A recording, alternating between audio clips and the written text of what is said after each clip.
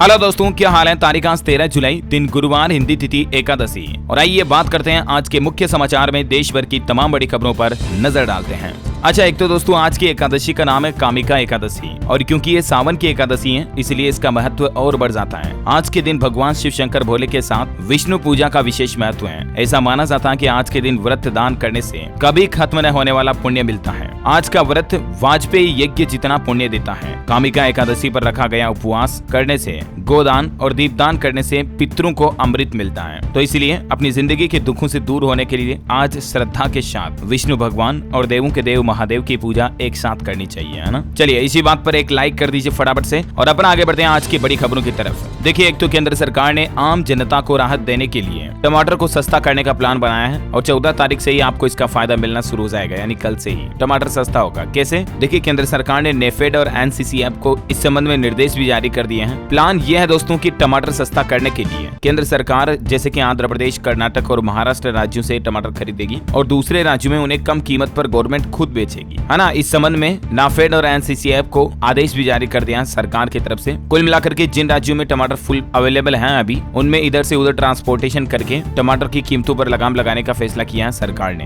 है ना। और वहीं देखिए आप बड़ी खबर, बाबा बागेश्वर बोले सनातन हिंदुओं के दिलों में हिंदू राष्ट्र है, अब राम राज की क्रांति का समय है। दरअसल आपको पता होगा आजकल के दिनों में उत्तर प्रदेश के नोएडा में बागेश्वर धाम अपनी कथा कर रहे हैं और यहीं पर भक्तों की अर्जी पर्ची जो भी कहो वो भी लगा रहे हैं। लेकिन बड़े दुख की बात है, कल गौतम बुद्ध नगर नोएडा में बागेश्वर के बाबा के कार्यक्रम में भगदड़ बच गई, जिसमें 10 लोग घायल हो गए। 5 लाख लोगों की भीड़ थी, कई लोग गर्मी और उमस से बेहोश तक भी हो गए। वो तो गनीमत रही कि किसी की जान नहीं गई। अच्छा, वही खबर है दोस्तों, भारत में 4-5 सेमीकंडक्टर प्लांट लगाना चाहती है फॉक्सकॉन कंपनी। 45 से 50 दिनों में एप्लीकेशन सबमिट कर सकती है। 2 दिन पहले आपको पता होगा वेदांता कंपनी से डील तोड़ी थी, लेकिन अब फॉक्सकॉन को लेकर वापस ये रिपोर्ट सामने आ रही है। अच्छा, वहीं महंगाई पर आंकड़ा आ रहा कि जून में फुटकर महंगाई यानी रिटेल महंगाई जो 4.81% पर पहुंच चुकी है। खाने पीने की चीजों के दाम बढ़े, मई में ये 4.25% पर आ गई थी, लेकिन अभी महंगाई की वजह से जुलाई में तो और ज्यादा बढ़ जाएगी, दिखती बात है। अच्छा, पश्चिम बंगाल पंचायत चुनाव को लेकर देखिए हाईकोर्ट ने ऑर्डर जारी करते हुए कहा कि अंतिम नतीजे हमारे आदेश पर निर्भर होंगे। चुनाव आयोग से भी जवाब मांगा। यानी दोस्तों फिलहाल हाईकोर्ट ने फैसला लेते हुए बंगाल के पंचायत चुनाव के परिणाम पर भी रोक लगा दिया। हाल ही में आपको पता होगा चुनावी हिंसा के दौरान कई लोगों की जान चली गई थी, तो बंगाल के मृतकों के परिजनों को भी 2-2 लाख रुपए और घर पर एक व्यक्ति को सरकारी नौकरी देने की घोषणा की है मुख्यमंत्री ममता बनर्जी ने। और सीटों की बात करें तो ज्यादातर सीटों पर टीएमसी की जीत हुई है, एक तरफा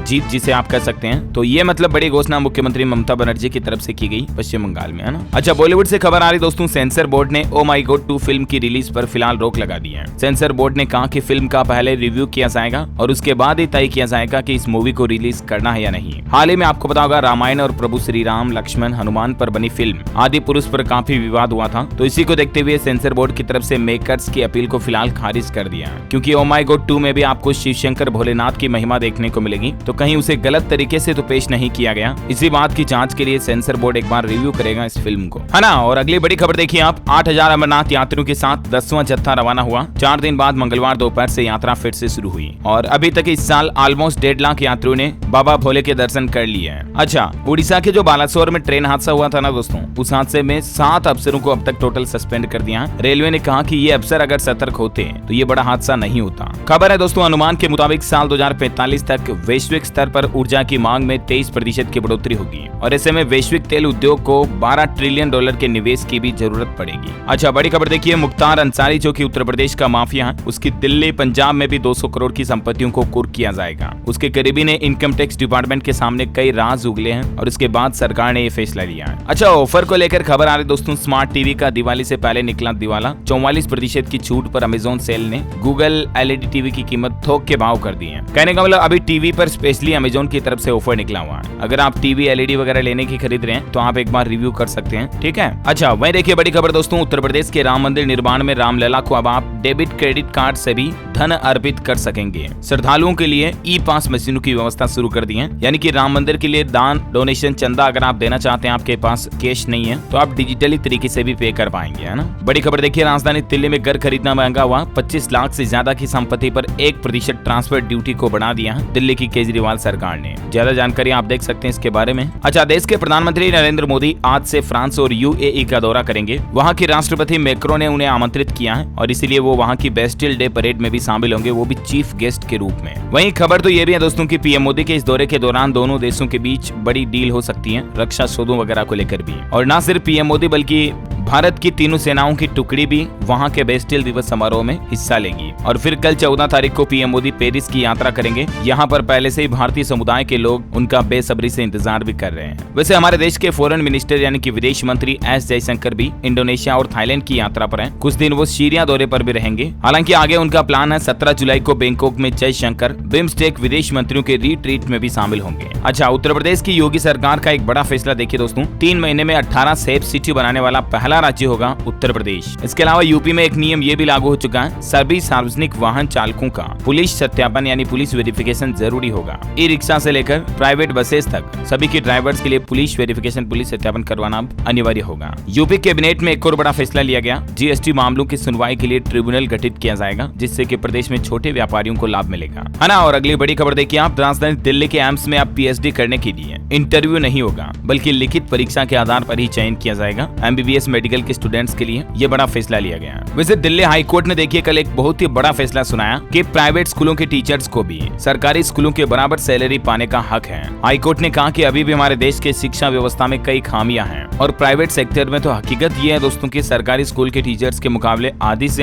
आधी तनख्वाह भी नहीं देते हैं, उन्हें वेतन काफी कम मिलता है। तो उन्हीं के लिए दिल्ली हाई कोर्ट का यह आदेश और फैसला वाकई में एक गुड न्यूज है। अच्छा, बड़ी खबर आ रही, चीन ने लॉन्च किए दुनिया का पहला मीथेन से उड़ने वाला रॉकेट। स्पेसएक्स कंपनी के मालिक एलोन मस्क मुंह ताकते रह गए। वैसे दोस्तों हमारा भारत भी नया इतिहास रचने जा रहा है और इस मिशन की उल्टी गिनती भी आज से शुरू हो चुकी है। धरती से चांद तक का सफर जल्दी तय करेगा चंद्रयान। कल 14 जुलाई को दोपहर 2:35 पर श्रीहरिकोटा के लॉन्च पैड से इसे प्रक्षेपित किया जाएगा और इस तरह से ऐतिहासिक रूप से चांद पर झंडा गाड़ेगा भारत। हमारी तरफ से भी इसरो के लिए many best of luck, good luck mission Chandrayaan 3 के लिए। अच्छा देखिए, वैसे मोदी सरकार ने भी एक बहुत ही बड़ा ऐतिहासिक फैसला लिया है और सरकार के इस फैसले से वाकई में देश में इलेक्ट्रिक व्हीकल्स को बड़ा बूस्ट मिलने वाला है। दरअसल केंद्र सरकार की तरफ से हमारे देश में लिथियम माइनिंग को मंजूरी दे दी है कैबिनेट बैठक में। लिथियम माइनिंग का मतलब समझ रहे हो ना, सरकार ने लिथियम पर फैसला लिया है। अब प्राइवेट कंपनियां भी लिथियम एलिमेंट की माइनिंग कर पाएंगी। जैसे हाल ही में आपको बताऊंगा, कुछ दिनों पहले जम्मू कश्मीर में लिथियम पाए जाने का दावा किया गया था, तो उसको खोद कर जमीन से निकालना, माइनिंग करना, प्रोसेस करना, ये सब काम अब प्राइवेट सेक्टर की कंपनियां भी कर पाएंगी। सवाल ये दोस्तों की क्या इसका असर इलेक्ट्रिक व्हीकल पर पड़ेगा?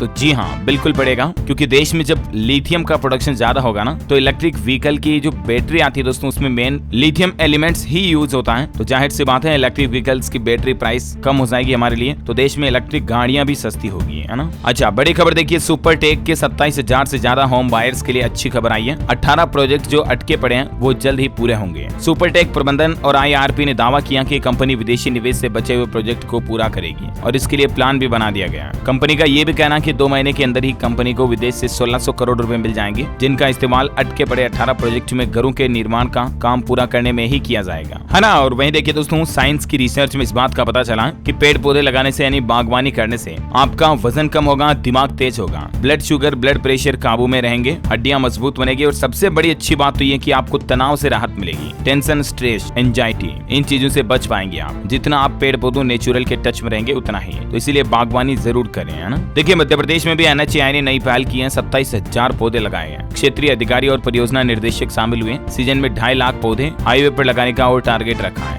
National highway authority of India की तरफ से। वैसे हमारे देश की उत्तर प्रदेश की योगी सरकार ने भी इस साल यूपी राज्य में 30 करोड़ पौधारोपण का नया रिकॉर्ड बनाने का लक्ष्य तय किया है। योगी ने कहा कि पेड़ लगाओ पेड़ बचाओ के संदेश से जन जन को जोड़ें, तो ये वाकई में अच्छी पहल है। वैसे यूपी की बात हो ही नहीं तो मैं आपको कुछ और अपडेट बता दूं। देखिए, उत्तर प्रदेश में अब रजिस्ट्री का भी प्रमाण पत्र दिया जाएगा। दर्जनों पन्नों की जरूरत नहीं पड़ेगी। स्टाम्प राज्य मंत्री बोले कि इस साल भी नहीं बढ़ेंगे सर्किल रेट, यानी रजिस्ट्री कराने के, मकान बेचने खरीदने के स्टाम्प रेट वगैरह नहीं बढ़ाए जाएंगे। वहीं यूपी के चारागाह जमीन से अतिक्रमण को हटाया जाएगा। इसके लिए विशेष अभियान चलेगा। 44 करोड़ की लागत से गाय भैंस मवेशियों के लिए एक अलग से लेबोरेटरी तैयार की जा रही है, जहां से अच्छी किस्म के गोवंश पैदा किए जा सकेंगे। और प्रदेश के कबड्डी खिलाड़ी राहुल को गोवंश एवं डेयरी विकास के ब्रांड एम्बेसडर भी बनाए गए हैं। अच्छा, वैसे एक रिपोर्ट भी सामने आ रही है कि उत्तर प्रदेश को पछाड़कर हरियाणा राज्य पुलिस में फिर से नंबर 1 पर बन चुका है। CCTNS की लेटेस्ट रिपोर्ट में मिले 98.24 नंबर। FIR और अज्ञात शवों की पहचान के मामले में उत्तर प्रदेश से भी आगे निकल चुका है हरियाणा राज्य। अच्छा, खबरों में आगे बढ़े दोस्तों, इससे पहले आज के मौसम समाचार पर नजर डाल लेते हैं। लेकिन साथ ही आपसे एक छोटी सी रिक्वेस्ट ये भी है कि अगर आपने DLS न्यूज चैनल को अभी तक भी सब्सक्राइब नहीं किया तो कर लो। रोजाना आपको इस पर मुख्य समाचार, बड़ी खबरें एक साथ मिल जाती हैं, तो सब्सक्राइब करके बेल आइकन दबा दो और इस वीडियो को एक दिल से लाइक भी कर देना। चलिए मौसम की बात करें दोस्तों, तो देखिए आप, भारी बारिश ने रेलवे की रफ्तार पर लगाया ब्रेक। अमरनाथ एक्सप्रेस समेत आधा दर्जन से भी ज्यादा ट्रेनें रद्द हैं, कईयों के रूट भी बदले गए हैं। उत्तराखंड, पंजाब समेत देश के 5 राज्यों में सबसे ज्यादा भारी बारिश हो रही है। पिछले 4 दिनों में 100 लोगों की मौत हो गई। हिमाचल प्रदेश के कुल्लू में बाजार बह गया। राजधानी दिल्ली में तो 10 साल बाद यमुना का वाटर लेवल सबसे ज्यादा हाई लेवल पर चल रहा है। देखिए आप ये कुछ तस्वीरें, दिल्ली में यमुना का लेवल 208.05 मीटर पर पहुंच चुका है और दिल्ली के मुख्यमंत्री अरविंद केजरीवाल बोले कि निचले इलाके खाली करो। यमुना नदी में तो दोस्तों 45 साल का रिकॉर्ड टूट चुका है। दिल्ली में इतने ज्यादा पानी हो रहा है। कुछ और राज्यों के अपडेट देखिए आप। हिमाचल प्रदेश में 25,000 टूरिस्ट को रेस्क्यू किया गया। हिमाचल के मुख्यमंत्री सुक्खू बोले कि मनाली चंडीगढ़ मार्ग से 6,552 वाहन भेजे गए हैं। कसोल से भी 3,000 लोगों को सुरक्षित निकाला गया। मौसम विभाग का कहना है कि हिमाचल में 14 तारीख से फिर से एक्टिव होगा मानसून। लगभग 1300 सड़कें बंद पड़ी हैं। 1800 रूटों पर बस सेवाएं ठप हैं। Chandigarh Manali national highway single lane बहाल किया गया, यानी शुरू किया गया। अच्छा, हरियाणा में देखिए दोस्तों, अगले 3 दिन कुछ एक क्षेत्रों में बारिश की संभावना है। 15 जुलाई से फिर से झमाझम गिरेगा पानी। हालांकि हरियाणा पंजाब में बाढ़ के हालातों से कई ट्रेनें भी रद्द हैं। 13 जुलाई तक आजाद और रेल यातायात प्रभावित रहेगा। चंडीगढ़ की तरफ जाने वाली बसें भी कई सारी कैंसिल हुई। हरियाणा के मुख्यमंत्री मनोहर लाल खट्टर सरकार ने बाढ़ का हेलीकॉप्टर से जायजा लिया। कुरुक्षेत्र, अंबाला जिले में इस बाढ़ से सबसे ज्यादा नुकसान हुआ। 5 जिलों को अलर्ट जारी करते हुए मुख्यमंत्री मनोहर लाल खट्टर सरकार की तरफ से हरियाणा में जो अलग अलग जिलों में 10 लोगों की मौत हो गई, उनको 4-4 लाख रुपए का मुआवजा देने की घोषणा की है। अंबाला में सीएम ने एरियल सर्वे करते हुए ये बड़ी अनाउंसमेंट की है। वैसे हरियाणा के कैथल में भाटिया में एक बांध भी टूट गया। इसके चलते गाँव की तरफ बढ़ रहा पानी। गग्गर नदी भी खतरे के निशान से काफी ऊपर बह रही है। कई गाँव का संपर्क तक कट गया है। अच्छा, हिमाचल प्रदेश के मुख्यमंत्री सुखविंदर सिंह सुक्खू ने भी बाढ़ प्रभावित क्षेत्रों का सर्वे किया और बोले कि चंद्रताल से रेस्क्यू काफी कठिन है। पड़ोहा बाढ़ पीड़ितों को 1-1 लाख रुपए का मुआवजा देने की भी घोषणा की है। हिमाचल के कुल्लू में देखिए 40 से ज्यादा घर, 30 दुकानें भी तबाह हो गई। 50 साल बाद ऐसी तबाही देखी गई, मुख्यमंत्री का कहना है। हिमाचल के सोलन की तस्वीरें देखिए जरा, भारी बारिश से तबाही मच गई। 100 घरों को खाली कराया गया। राजगढ़ रोड पर 1 किलोमीटर में धंस रही जमीन, दहशत में है लोग बाग। गाजियाबाद में भी यमुना नदी पर बना एक बांध टूट गया, जिससे 4 गाँव में पानी भर गया। राहत और बचाव कार्य अभी भी जारी है। दिल्ली में तो यमुना नदी का जलस्तर बढ़ने के चलते रिंग रोड और कश्मीरी गेट तक इसका पानी पहुंच चुका है। इतना ही नहीं, इधर देखिए आप, राजस्थान में गग्गर नदी भी उफान पर चल रही है, जिसके चलते राजस्थान के भी कई जिलों में बाढ़ का खतरा मंडरा रहा है। श्री गंगानगर की तरफ छोड़ा जा रहा सारा पानी। निचले इलाकों को खाली कराने के आदेश भी जारी हुए हैं। अच्छा, पंजाब के मुख्यमंत्री भगवंत मान ने बाढ़ पीड़ितों को 71,000 करोड़ रुपए की राशि जारी करने की घोषणा की है। पंजाब में भी जान गंवाने वाले परिवारों को 4-4 लाख रुपए का मुआवजा दिया जाएगा और सरकार की तरफ से राशन और दवाइयां पहुंचाने के निर्देश भी दिए हैं। वैसे पंजाब में अभी तक बारिश और बाढ़ की तबाही से 11 लोगों की जान जा चुकी है। 5 अभी भी लापता है। पंजाब की 14 जिलों पर बाढ़ का असर देखा जा रहा है। BBMB ने भी पंजाब सरकार को अलर्ट जारी करते हुए कहा कि 13 जुलाई को खुलेंगे नंगल डैम के गेट,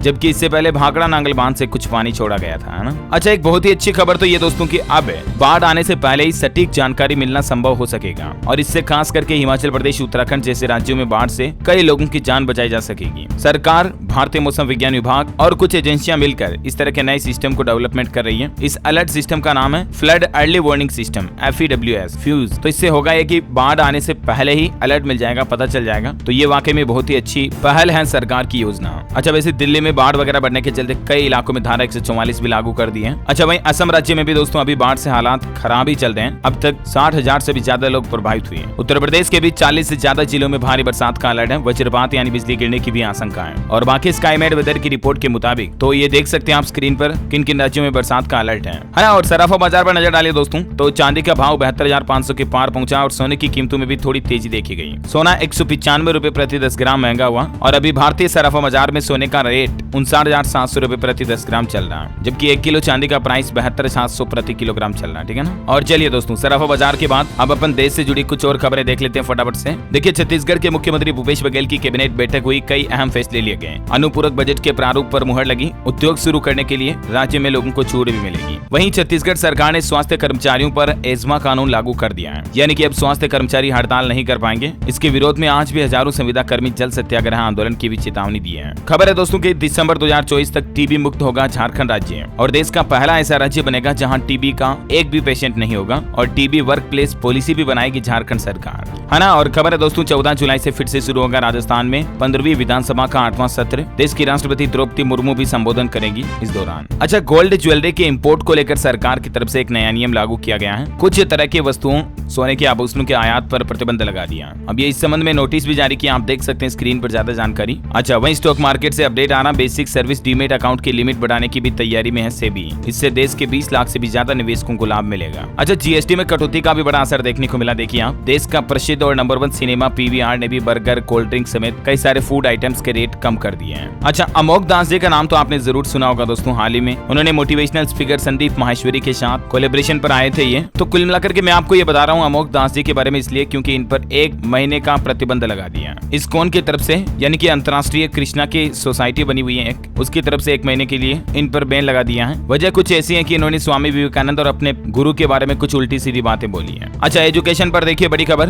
राष्ट्रीय शिक्षक पुरस्कार 2023 के लिए रजिस्ट्रेशन जारी हो चुके हैं। 4 और 5 अगस्त को होगा इंटरव्यू, 14 अगस्त को फाइनल रिजल्ट आ जाएगा। मध्य प्रदेश में युवाओं को मिलेगी यूपीएससी की निःशुल्क कोचिंग, वेबसाइट पर रजिस्ट्रेशन करवा सकते हैं। अंतिम तारीख को बढ़ाकर 19 जुलाई किया गया। मध्य प्रदेश में हाई कोर्ट ने प्री नर्सिंग परीक्षा के रिजल्ट पर लगाई रोक, सरकार को फटकार लगाते हुए कहा एमपी गवर्नमेंट पर क्या कोई नियम लागू नहीं होता। उत्तर प्रदेश में जल्द ही 2 और नए मेडिकल कॉलेज खोले जाएंगे। साथ ही राज्य भर में देखा जाए तो 16 मेडिकल कॉलेजों का निर्माण कार्य पहले से ही चल रहा है, ये सीएम योगी ने घोषणा की है। और उत्तर प्रदेश में जल्द ही संस्कृत पाठ्यक्रम में भी एनईपी सिस्टम यानी कि न्यू एजुकेशन पॉलिसी लागू होगी। संस्कृत बोर्ड शुरू करेगा ज्योतिष वास्तुशास्त्र डिप्लोमा कोर्स भी। शिक्षा परिषद की पाठ्यक्रम समिति की बैठक में इस पर मुहर लगाई गई। अच्छा, एजुकेशन के बाद कुछ और हाइलाइट्स देख लेते हैं फटाफट से। देखिए आप, उत्कर्ष स्मॉल फाइनेंस बैंक का आईपीओ पहले दिन फुल सब्सक्राइब हो गया। 14 जुलाई तक इसमें बिडिंग कर पाएंगे। 24 जुलाई को एनएसई बीएसई पर इसके स्टॉक्स लिस्ट होंगे। आर्टिफिशियल इंटेलिजेंस पर फोकस कर रही विप्रो कंपनी अगले 3 सालों में एआई में 8,230 करोड़ रुपए का इन्वेस्टमेंट करने का रखा टारगेट। फ्रोंक्स कंपनी का एस सीएनजी वेरिएंट 8,42,000 रुपए में भारत में हुआ लॉन्च। ये सब कॉम्पैक्ट एसयूवी का हुंडई एक्स्टर से सीधा टक्कर यानी मुकाबला होगा। वैसे भारत में आंकड़ा आ रहा दोस्तों, 12.5 लाख तक की कारें सबसे ज्यादा बिक रही है। 5 साल में 7.5 लाख से कम कीमत वाले कारों की सेल्स 58% से कम होकर 30% ही रह गई है। देखा जाए तो मिड रेंज लोगों की संख्या काफी बड़ी है देश में। अच्छा, टेक्नोलॉजी से खबर है, ट्रांसपेरेंट बॉडी वाला नथिंग फोन 2 भी भारत में लॉन्च हो चुका है। 5G फोन है, कीमत 49 से शुरू।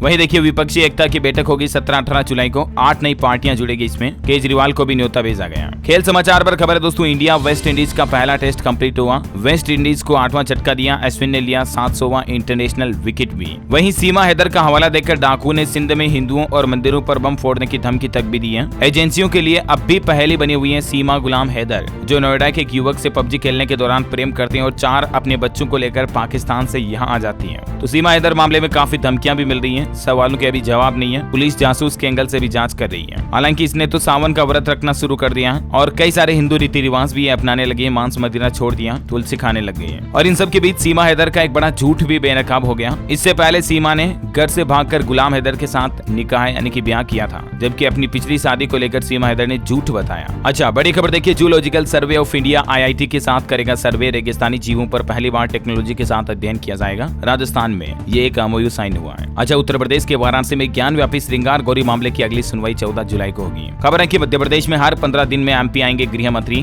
बैठक में शिवराज सिंधिया सहित अन्य नेताओं ने भी हिदायत दी। अच्छा, वही खबर है कि वैज्ञानिकों ने गेहूं की एक नई किस्म तैयार की है और इसकी रोटी खाने से डायबिटीज मरीजों को बड़ा फायदा मिलेगा। उत्तर प्रदेश में पीसीएस एसडीएम ज्योति मौर्य के मामले को लेकर देखिए यूपी में काबा। इस गाने से फेम हुई नेहा राठौर का इंटरव्यू सामने आ रहा, जिसमें वो कहती हैं कि महिलाएं सदियों से सॉफ्ट टारगेट बनी है। पीसीएस ज्योति मौर्य के खिलाफ भी कुछ ऐसा ही हो रहा है। और अंत में मैं आपको एक नियम के बारे में बता दूं। एक तो बोतल पैक्ड पानी पीने वालों के लिए सरकार ने नियम में बदलाव कर दिया है। अब हर एक पानी की बोतल पर BIS लोगो अनिवार्य होगा। घटिया चीजों के निर्माण पर रोक लगाने के लिए ही केंद्र सरकार की तरफ से यह फैसला लिया गया। और कुछ ऐसा ही फैसला लाइटर वगैरह के लिए और पानी की बोतलों के लिए लिया। मैंने आपको कल ही बता दी थी जानकारी, ठीक है। और अंत में दोस्तों आज के राशिफल पर नजर डालें तो देखिए आप, वृश्चिक राशि के लोगों को उपलब्धि मिलेगी। मकर राशि वालों को बिजनेस में नए मौके मिलने के भी योग बन रहे हैं। मिथुन राशि के लोग सकारात्मक रहेंगे तो तनाव दूर होगा। कन्या राशि के लोगों की बड़ी समस्याएं दूर हो सकती हैं, है ना। और दोस्तों आप मुझे कमेंट करके बताइए कि भगवान विष्णु के कोई 2 अवतारों के नाम लिखिए। कमेंट में आज आपको लिखना है ये नाम। एस्ट्रोलॉजी से जुड़ा एक क्वेश्चन है। साथ ही इस वीडियो को लाइक और शेयर करना। डीएलएस न्यूज चैनल को सब्सक्राइब करके बेल आइकन जरूर दबा देना, ऐसे ही काम की महत्वपूर्ण जानकारियां देखते रहने के लिए। जय हिंद, जय भारत, वंदे।